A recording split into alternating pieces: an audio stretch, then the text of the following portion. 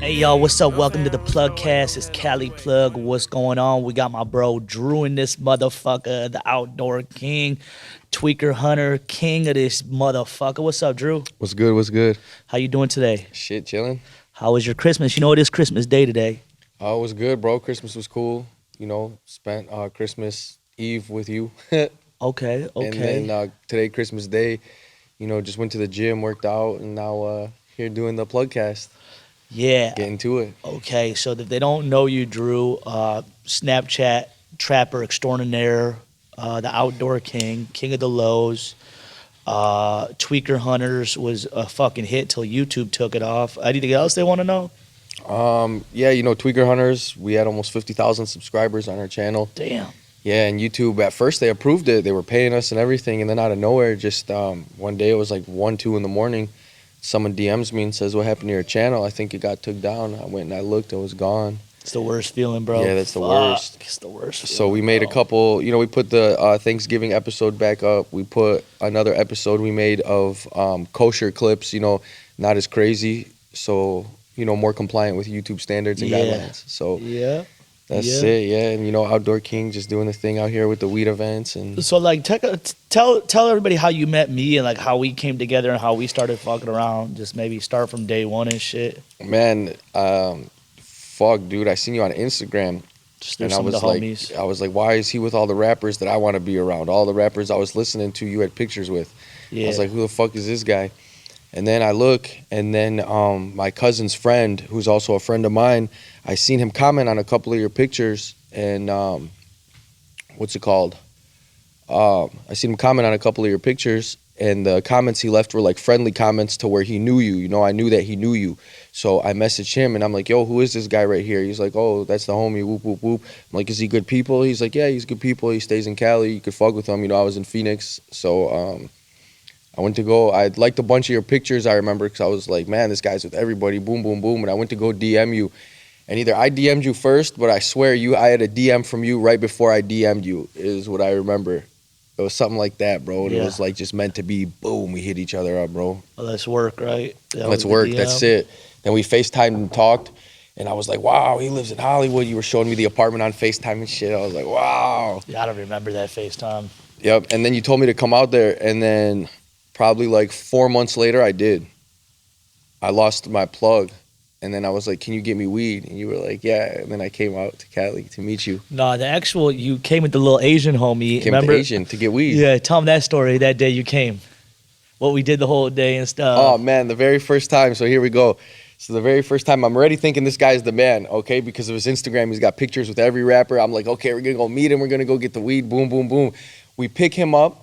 First thing he got his boy showing us some packs. We're like, okay, cool, this is good. Can we buy it? He's like, no, I gotta go sell this, but I'll be back later. And that guy just disappeared. Pulled a That's little irrelevant. fucking funny move. Didn't make sense. I mean, it wasn't like a fishy move. He wasn't trying to do no funny shit. It's like he showed us packs that he couldn't sell us. Said, do you like this quality? We're like, yeah, we'll take it. And he's like, okay. And he disappeared. But regardless, so within 20 minutes of meeting Cali Plug, you know, in person, we hop in the fucking car.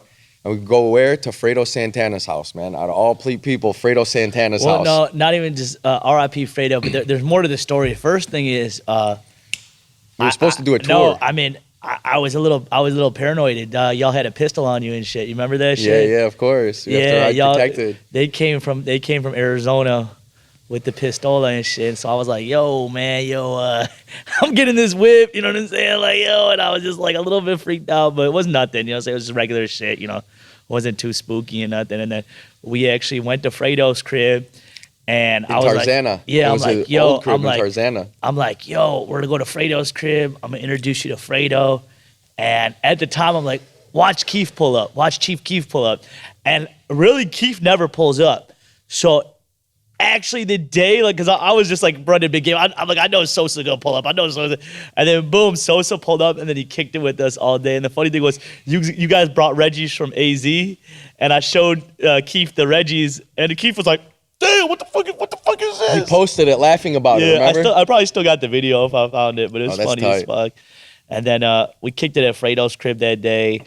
Worked on some things with Fredo, and you know he got you some packs and shit. And you right? want to hear the crazy part? So look, Cali, we're at Fredo's crib chilling. Cali Plug's like, look, I got to go to Vegas to make this Mayweather fight. He's like, I'm going to call an Uber now. And then I'm like, oh, shit. And then I'm like, fuck. And I'm like, I really want to leave, you know? So I would go to Fredo, and I'm like, yo, bro, Cali Plug's leaving. Is it cool if me and my boys stick around? And he was like, yeah. So he leaves and goes to Vegas. And then that whole week, every day, we kicked it at Fredo's crib. We bought packs off Fredo, and literally, like, it was crazy. This guy made it all happen. It was wild, bro.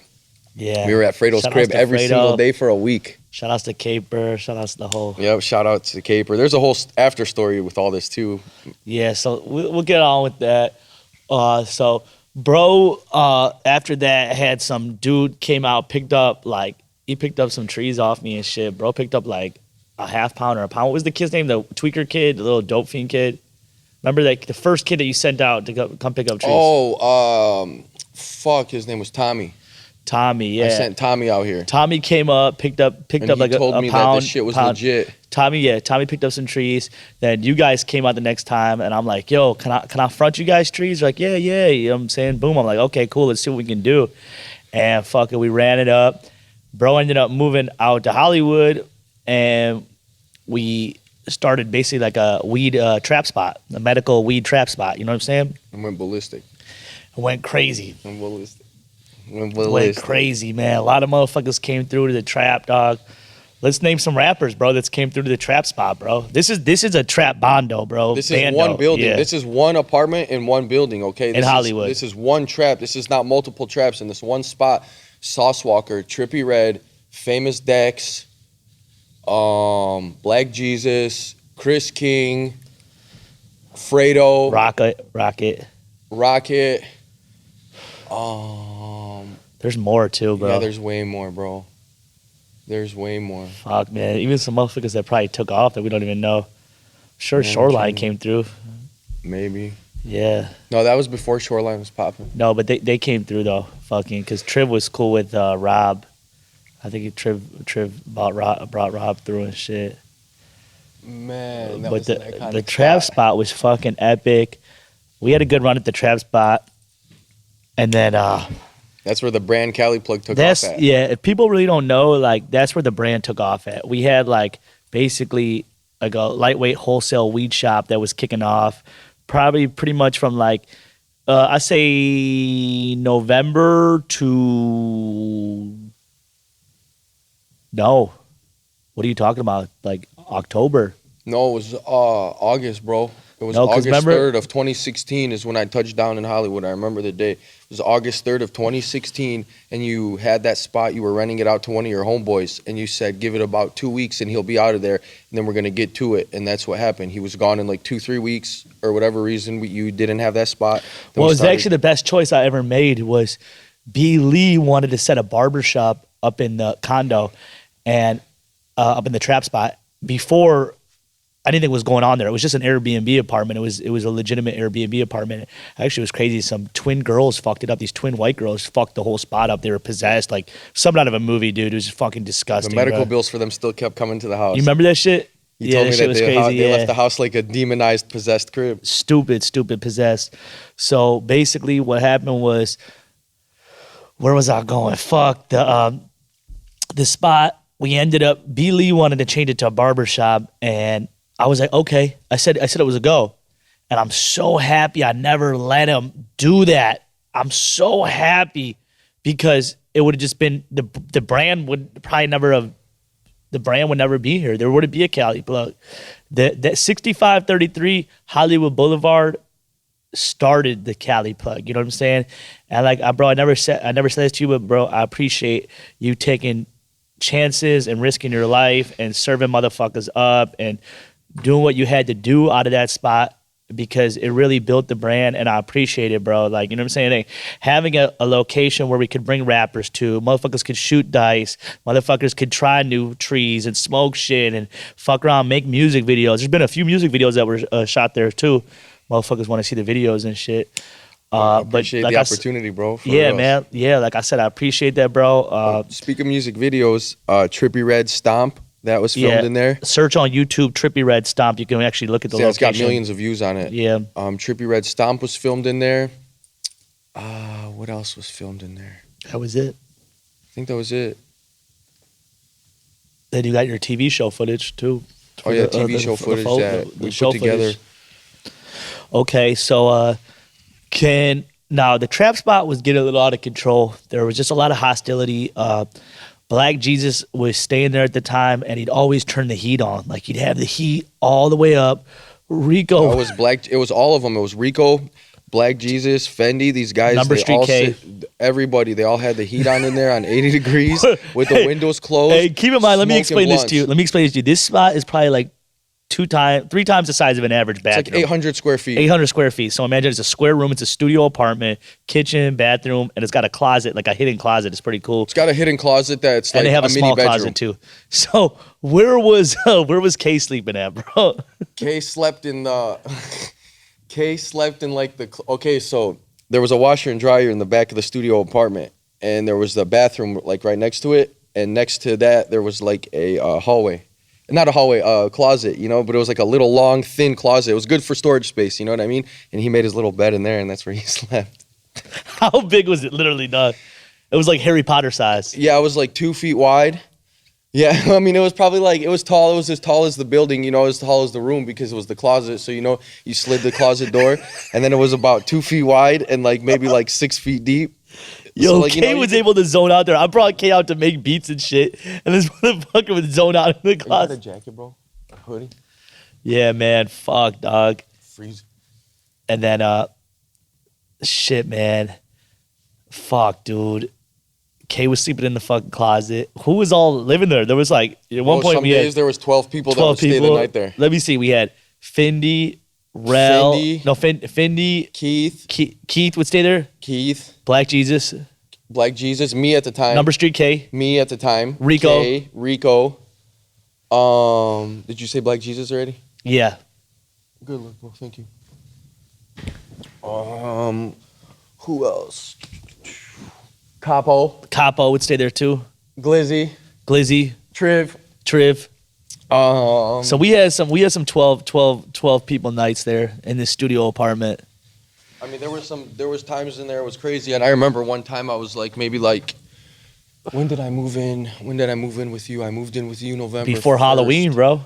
No, yeah, it was right before Halloween. We remember we rolled balls on Halloween. Yep. So look, this is what happened. So I remember one day we were sleeping in that trap, and I woke up, and it was just Rico and Keith. And I woke up, and it was hot, and it smelled like feet, and I was just pissed. And I said, fuck I need to get the fuck out of here. He grabbed all his shit. Out of here. And then I meet you for breakfast, and it just so happens that your roommate wants to rent out the room, and it just all worked out. It was so talking about law of attraction, bro. Fuck. You were getting too much money then, too. You was getting your bands up, bro. Yeah, the money was up, car was paid off, and the fucking place was hot and smelled like feet, and I don't want to deal with it. Yeah, bro. That was like the start of like the whole Cali plug enterprise and shit, bro. That like spot made it together, and like we got cameras in there. We had fucking a cage door. I wish I could have photos of all this shit. We had the walls graffitied. It was fucking nuts. I still got the video. Floor, remember the floors had like gum and shit on it and shit. The place was crazy, and then we got evicted, and I talked our way out of 2 evictions. I went in there and I pretended that I was the cousin of the owner and he was out of town and blah, blah, blah. And this is Airbnb. And I talked us out of 2 whole evictions. And then the third one, they changed the locks on us. All right, so bro, can you do me a favor? Can you bring me back to the day when like the trap, the end day on the trap, just like the last day of the actual trap, like where you're just like, no, I can't be in there anymore, dude. We've had over 1,000 people in there from all over the country. All over the world. Ireland, England, all over the world. We have just all types of shit going down. The people in the building hate us. The fucking neighbors hate us. Fucking just a horrible shit. And then plus there was the whole situation when Fendi was beefing with the people on the boulevard where they ran inside and the cops were called. The cops were called that day, and they never told me the cops came that day. That's why, like, I really lost a lot of trust in Fendi and them. That's pretty much the situation that burnt the spot out. Is when the cops came. That burnt the spot out the day the cops came, but it was still cool. The spot because look, the cops came. There was 2 separate occasions where the cops came. The cops came to the door one time, and then the cops another time. On the video, they seen the cops were there, and it was something weird, bro. The cops were there listening to like through the door, but they never knocked on the door. It was a weird one. Yeah, it was a weird one. So it was 2 separate situations, and the spot just got burnt out, bro. It's time to go. But can we go into the official burnout day? The robbery? Can we go into that? Can you tell people like waking up, the day, the Range Rover pulling up, this, that? All right, so just go into it detail, bro. So it was like fucking Valentine's Day or something, or Easter. It was Easter. That's what it was. It was Easter. Valentine's Day. It was a holiday because everyone was out of town. Bro, It was Easter, bro. fuck. It was Valentine's Day or Easter because everyone was out of town. It was like a week before re-up. And re-up was March 26th. When's Exactly, Easter. Easter? A week before. Okay, yeah. Okay, Exactly. keep on going. So it was Easter weekend. And hold on, bro. Let me double check. Easter, because Easter flip-flops. Yeah, it was, bro. It had to be. It had to be because it was a holiday, bro. I know that for a fact. Yeah. Hold on. Easter 2017. No, it was Sunday, April 16th. Couldn't have been, bro. Couldn't have been. Bro, it had to be motherfucking. Is there a fucking holiday in March? No, it had to be March. Okay, just keep going, bro. Well, regardless, whatever it was, for some reason, everybody was out of town that weekend, like all the workers for the trap. Like, everyone was going to visit their family, or this guy was out with his girl, or this. And the appointments were already low to begin with. So we were all like, yeah, we're not going to work. You know, we're just going to fucking take the weekend off. We have low appointments. There's not going to be a lot of people. Everybody wants to go to town, see family. We've been grinding hard for 6 months out here going ballistic. You know what I mean? Everybody wants to fucking relax. And for some reason, everyone was out of town that weekend. We were supposed to be closed. And Black Jesus was staying at the trap. And he was like, I don't want to be closed. He's like, I want to serve custos. No, he was also bitching that whole weekend shit. He was fucking wanted plays. He wanted traps. Yeah, he He did. felt Well, like yeah, there was like an entitlement thing. Black Jesus, like, instead of just being a rapper and getting rap money and just taking it easy, he also wanted trap money too. You know what I'm saying? Well, And he wanted free trap money. Well, so basically what happened is he was like, he's like, I'll do the trapping, you know, while everybody's gone. I need to make the extra money, whoop, whoop, whoop. So we were like, okay, whatever. So a play came through, and it was somebody, an existing customer of ours, and, you know, he's Run him already... back the whole day, bro. Pulling up, this, Yeah, it was just a whole weird situation. Like, I pulled up, and I was with my girl at the time to drop off the packs to Black Jesus, and there was like this weird-looking guy in the front on his phone.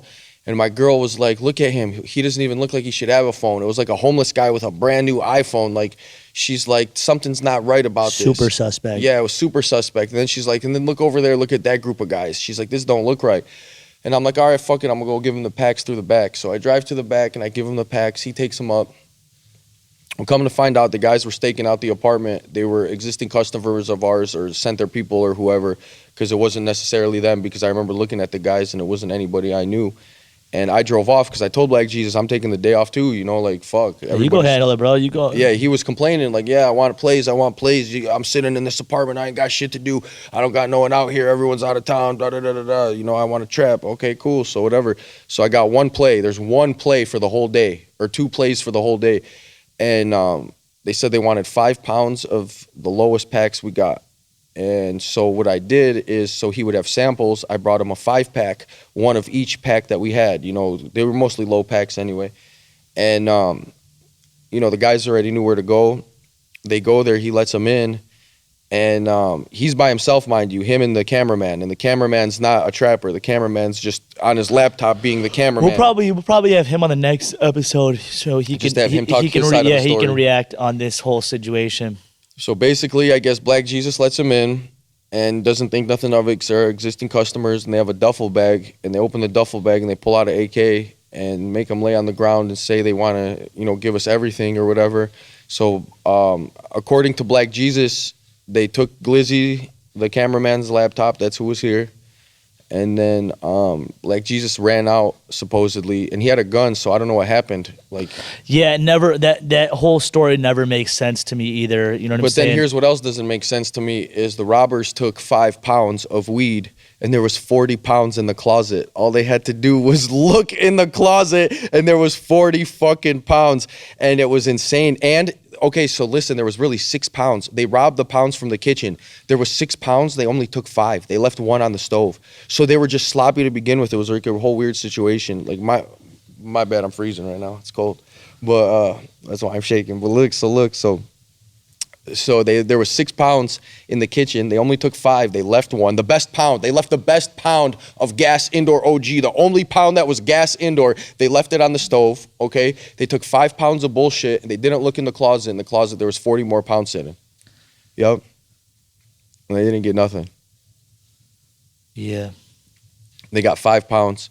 And then Black Jesus was all mad, saying we set him up. And I'm, how could I set you up, bro? You're my boy. Like, you know what I mean? Yeah, he was talking about killing us that day and shit. And then one of our homeboys, Ty, picked him up and calmed him down and figured out the situation.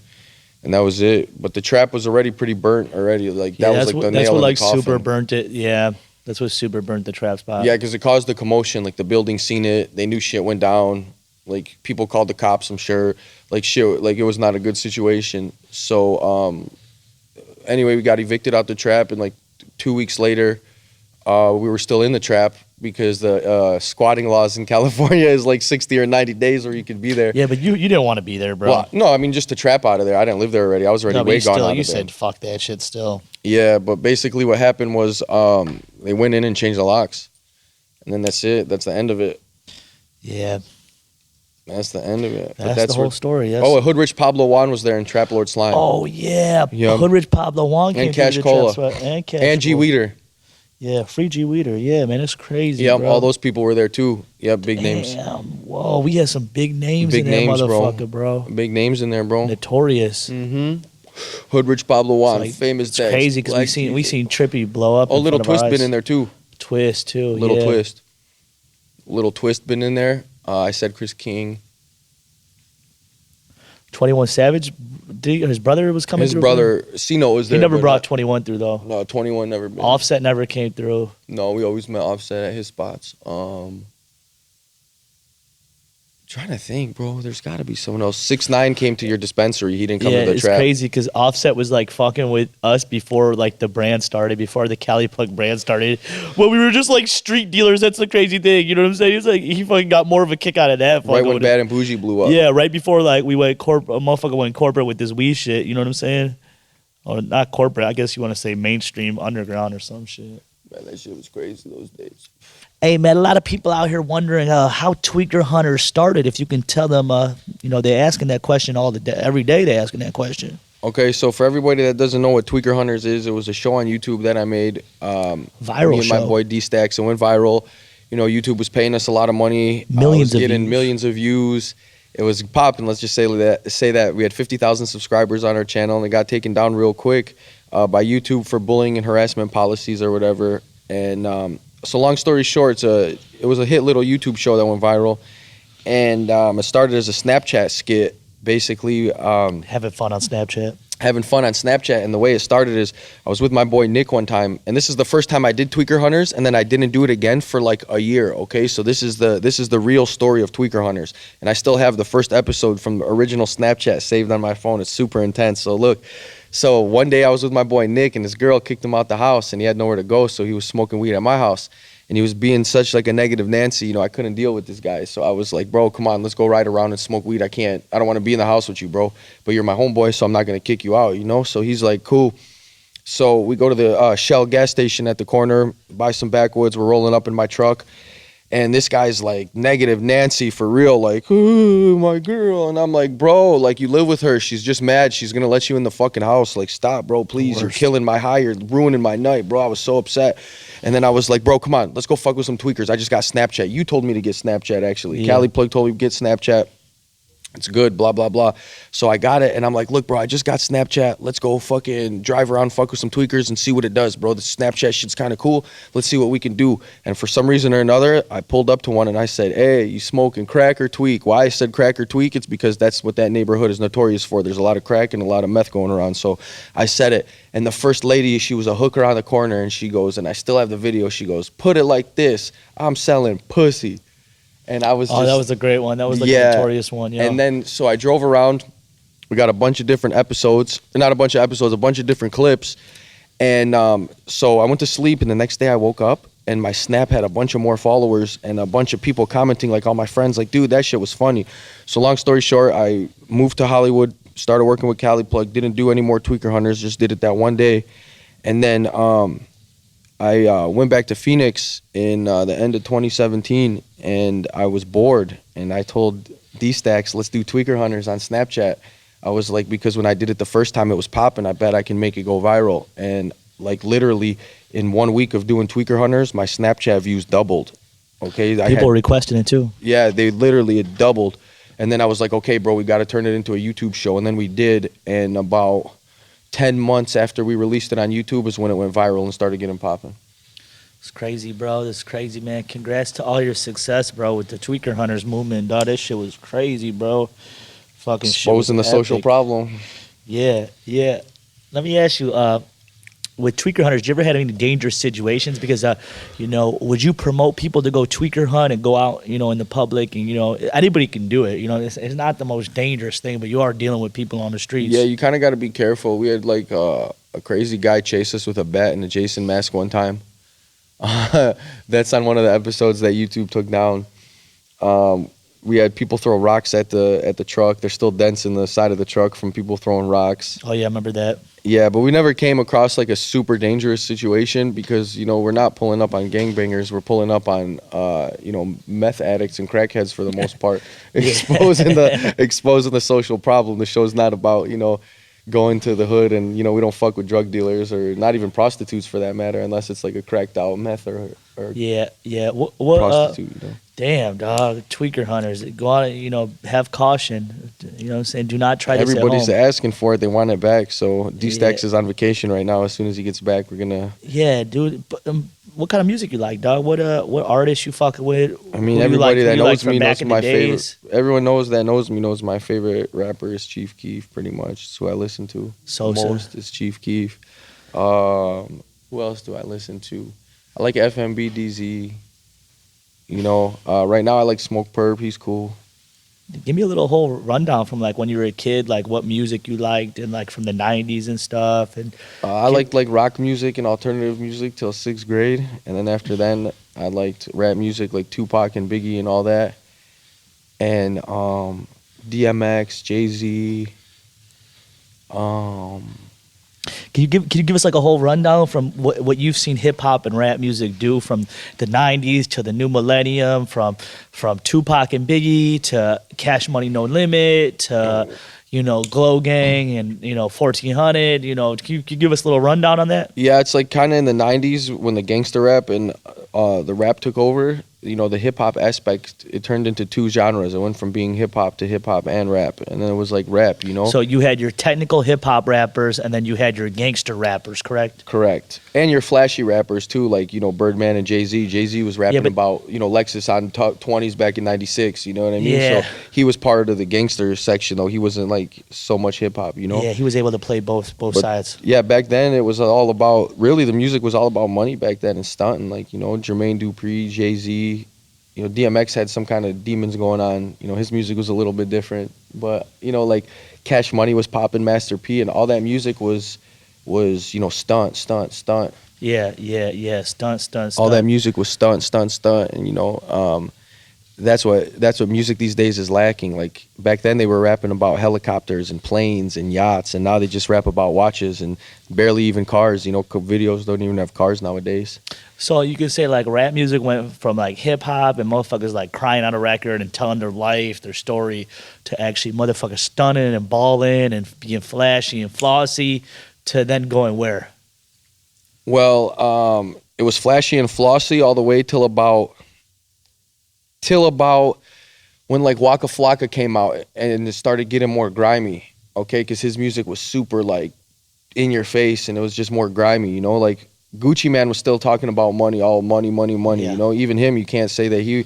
So it was like kind of like Waka changed the game. Yeah, it was kind of like when Waka came. He was like the new Little John. He was like a Little John and like a crazy. It was just crazy, bro. He was just nuts. And the game changed. It got like grimy with him because he had the dreads and the big white tee, and just fucking talking about robbing people. And then Chief Keef came, and the whole fucking game changed from stunting and making money to shooting and robbing and finesse, and it was just insane, and the rap game is still about that pretty much. They still talk about finesse and this and that, it's like it's not how it was. The 90s, it was all about stunting all the way up to like 2010, 2011 when Waka came on the scene. And then he changed it and turned it into like hood shit, shoot 'em up. When did the Tatted Faces and 6ix9ine dudes come in? The Chief Keef era. Yeah, so we're still on that right now. The Chief Keef era is when the Tatted Faces and them came in, yeah. And they're still on it right now, yes. It's crazy, bro. It's when Chief Keef came, everybody had started getting face tats. Oh, okay, crazy, man. It's fucking crazy. It's dude. crazy. Crazy. And now they got culture. guys. It's Now they crazy, got bro. man purses And all that stuff. Yep. Damn, bro. Well, fuck, man. What can people expect in the future, man, from Tweakier Hunters and Outdoor King, dog? What can motherfuckers expect? Tweaker Hunters, I'm waiting for D-Stacks to get back from vacation, like first week of January. So after that, we're going to release a whole bunch of new YouTube compliant episodes, try to get, the momentum back up with that. Then Outdoor King will be at Kushstock this Saturday, December 29th. See you at Kushstock. And then we'll see how the new laws that kick in the new year affect everybody. Yeah, bro. With what we do out here, Definitely want to have you on some more PlugCast, bro. Definitely want to have you on some more episodes. Any shout-outs to anybody, bro? Man, shout out to Cali Plug for putting this all together, man. That's sure. what the shout-out goes to today. I salute, sure. bro. Well, I appreciate you coming out. Let's get him, have him on some more episodes. How can they follow you on social media, bro? On Snapchat at PHXWEEDKING, and then on Instagram at RBI Productions. Exactly how it's spelled out. All right, that's a wrap, man. Appreciate you coming out, bro. Appreciate it, bro. I'm on a high road. Bitches love flexing the eye roll. You might roll up and shit, I don't. I do this shit with my eyes closed. I'm off the Hennessy, I know. I got some enemies lurking. I got my energy perfect.